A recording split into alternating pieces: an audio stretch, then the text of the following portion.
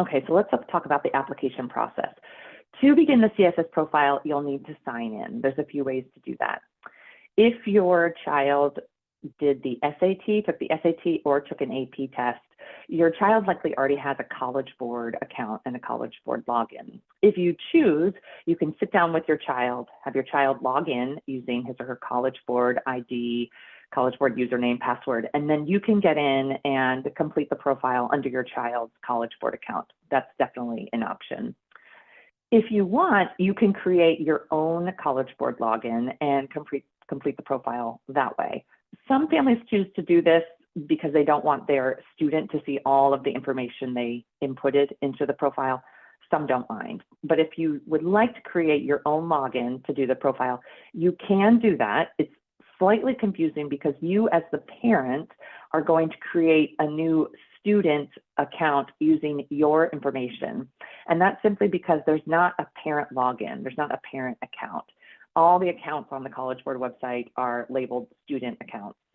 But if I'm a parent, my name's Meredith, I'm going to go in and I'm going to click, I need to set up a new student account. I'm going to put in my information, my name, Meredith, my information, my address, my email address, not my child's, my information.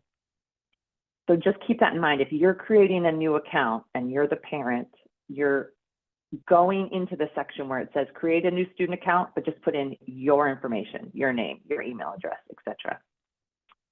The CSS profile is a customized application, meaning that the questions that you received are based on the student and the colleges where they're applying. So there is smart logic throughout. As you're answering questions, the profile is determining what additional questions they need to ask and what questions they don't need to ask you because they don't apply to your situation.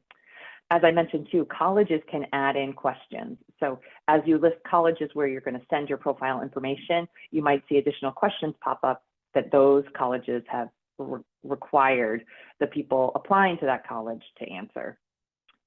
As sections are required, they are added. So if you list in a certain college and they've added a question, added a section, they'll pop up on your profile.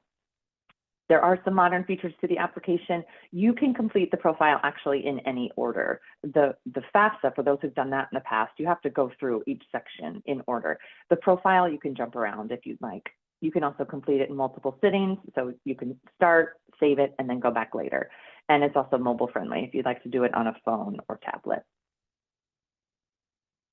Some general tips, and some of these are pretty intuitive. You're going to click Save and Continue to go to the next section, or if you want to stop completing the profile for a bit and return to it later on or the next day. As you're navigating through, when you're hitting the arrows to go from section to section, go ahead and use the arrows that are in the actual application, not in your browser. That's going to make it easier for you to navigate through the application. There's going to be hints and notes throughout that can help you answer the questions. Some are expandable, and again, you'll be able to see that so that you can read more information about every question if you need to. Do answer every question that you have answers for. There are some questions that are not required, but if you have the answer, go ahead and put it in. One of those examples is the Social Security number of the student. This is not required, but it is helpful because then the financial aid office can basically tie the CSS profile to the student's admissions application to the student's FAFSA. So if you see an optional question, but you do have an answer for it, go ahead and fill that in. And if a question is not required and you don't have an answer for it or it doesn't apply to you, you can go ahead and leave it blank.